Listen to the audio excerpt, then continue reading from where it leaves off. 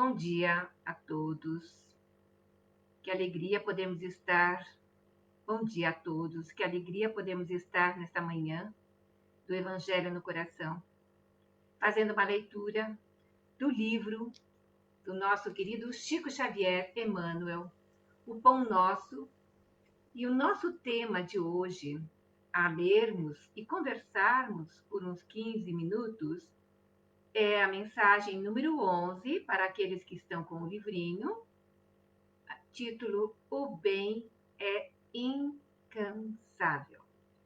Antes de iniciarmos, então, o nosso Evangelho, vamos aqui fazermos a nossa prece inicial, neste ambiente de luz, e essa prece vai estar em cada coração de todos os nossos irmãos que estão entrando na nossa live, como a Dai. Bom dia, Dai, seja bem-vinda, sejam bem-vindos todos, e pedindo a Jesus, aos benfeitores que comandam os bens em nossos corações, para que possamos estar na sintonia do amor e da paz com Jesus, com nossos anjos guardiães, espíritos benfeitores familiares e aqueles que nos inspiram diariamente para que mantenhamos o nosso dia a dia pleito de luz e de amor, cheio de alegria, servindo a Jesus, porque o bem é incansável.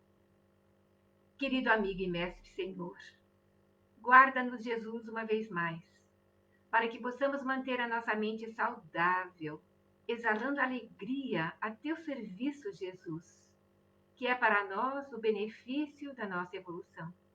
Servindo contigo, servindo aos pequeninos, servindo aos invisíveis, servindo às nossas famílias, servindo a quem quer que seja, através da mente, do comportamento, muitas vezes do silêncio. Que o Senhor da vida possa nos iluminar nesta live, nesta manhã do Evangelho no coração, e que possamos juntos refletir no tema de hoje. Que assim seja, Jesus. Gratidão. Olá, bom dia, Dilma. Seja bem-vinda. Vamos, então, ler essa passagem do livro O Pão Nosso, mensagem número 11, que é a que nós estamos tratando hoje. O bem é incansável.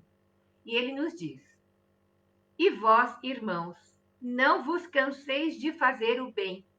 Paulo 2, aos Tessalonicenses, capítulo 3, versículo 13. Aí, seguindo, vejam que maravilha. É comum encontrarmos pessoas que se declaram cansadas de praticar o bem. Estejamos, contudo, convictos de que semelhantes alegações não procedem de fonte pura.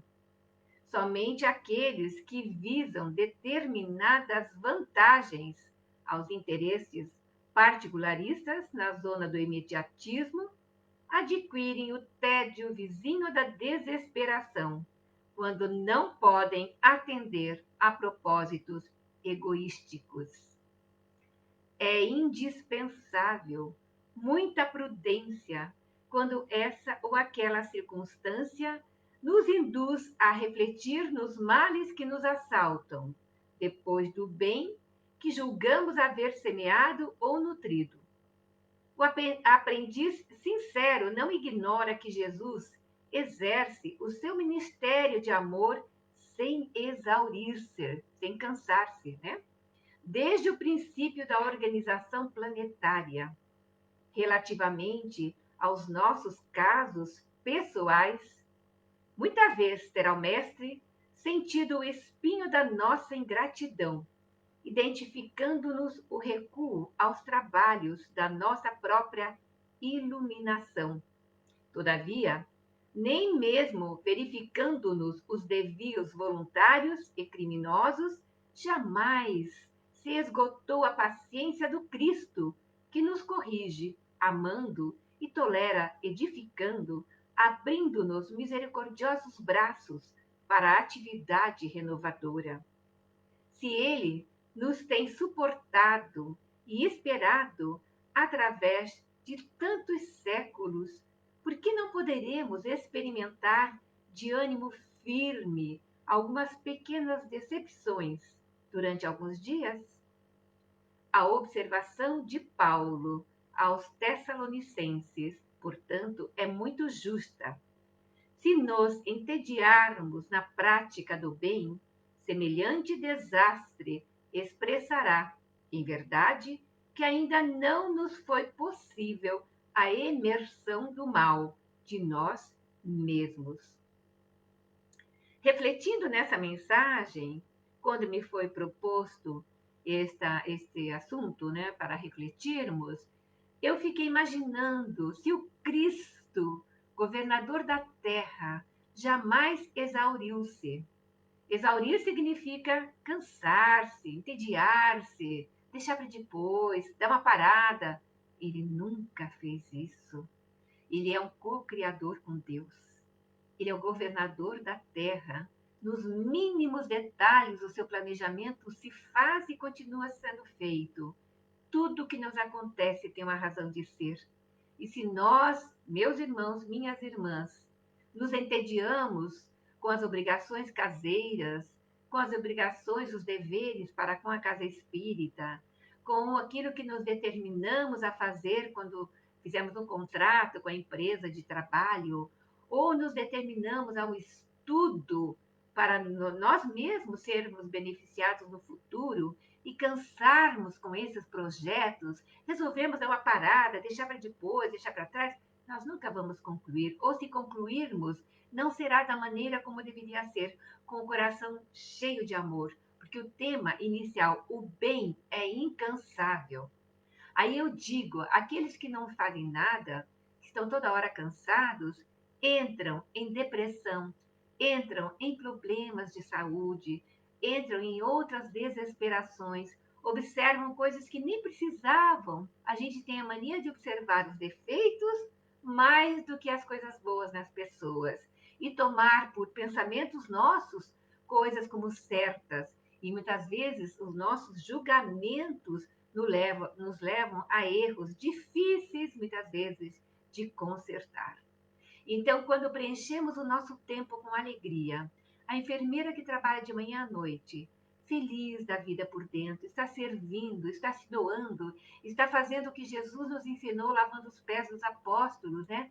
Ensinando-nos a humildade, a servir sem olhar a quem, e está fazendo com gratidão, mencionando muitas vezes por pensamento, né? Gratidão, meu Deus, porque eu tenho um trabalho. Gratidão, Jesus, porque eu consigo servir, tirar uma dor de um próximo, abraçar aquele que está necessitado, arrumar a roupa daquela que está paralisada, está toda desconfortável numa cadeira, numa casa de anciãos, né? Que eu não lembro o nome no Brasil, asilo, não é? Aquela que faz com carinho todo o seu atendimento, ela não se cansa. O corpo pode cansar. Daí vem a obrigação do corpo dormir.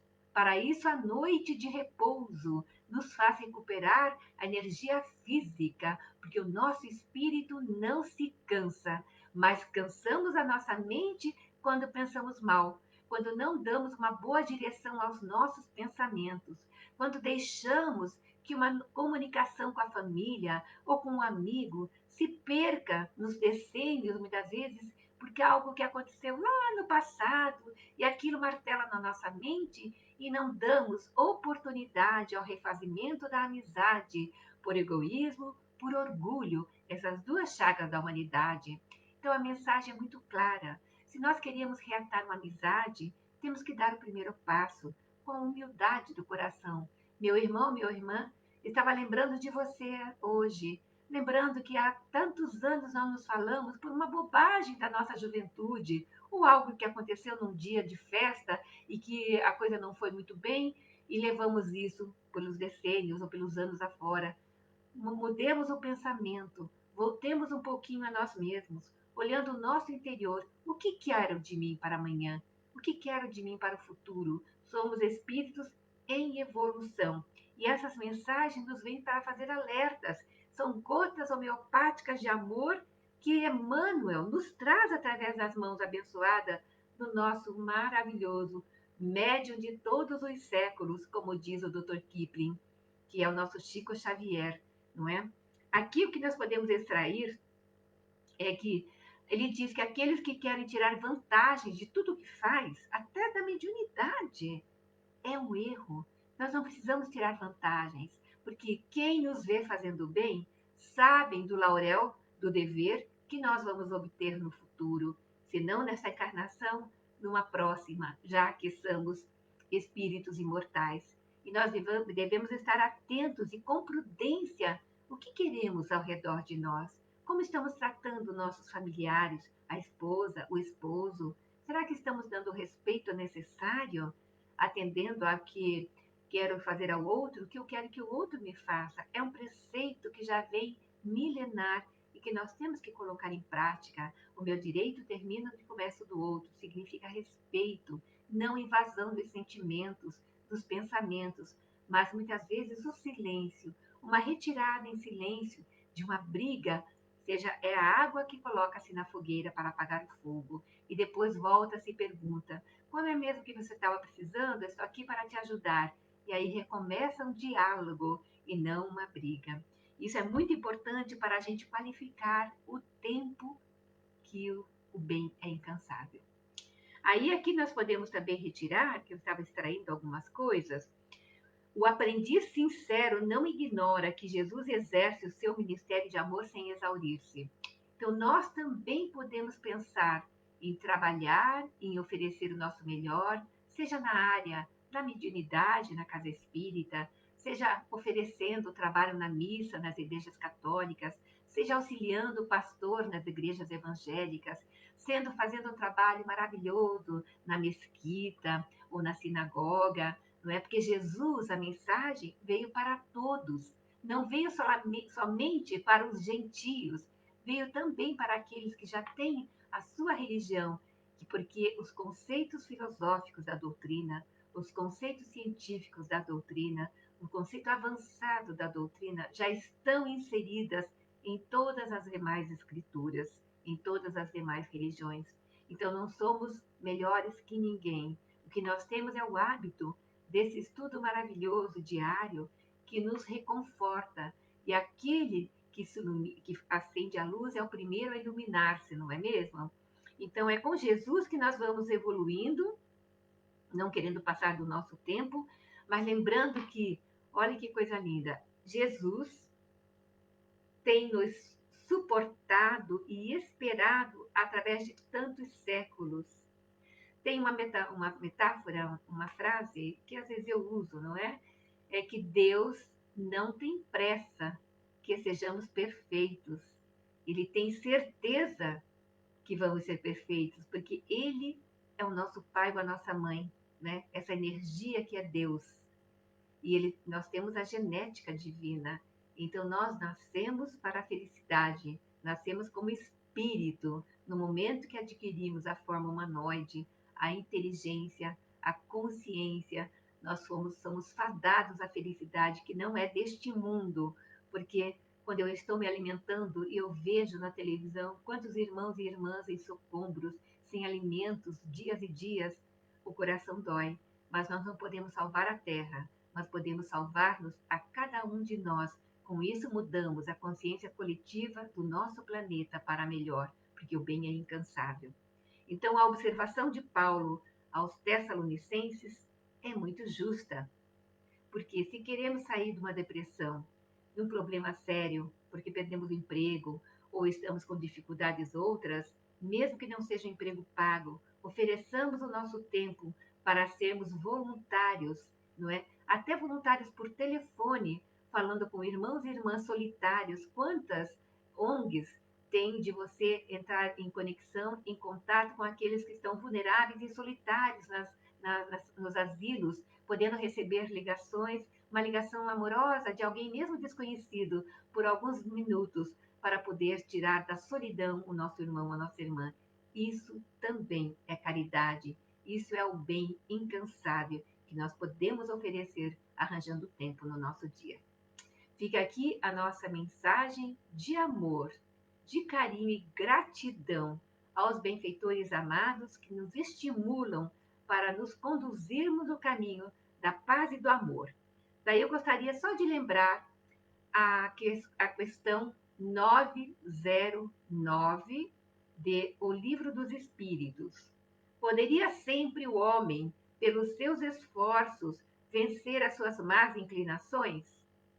Sim, e frequentemente fazendo esforços muito insignificantes.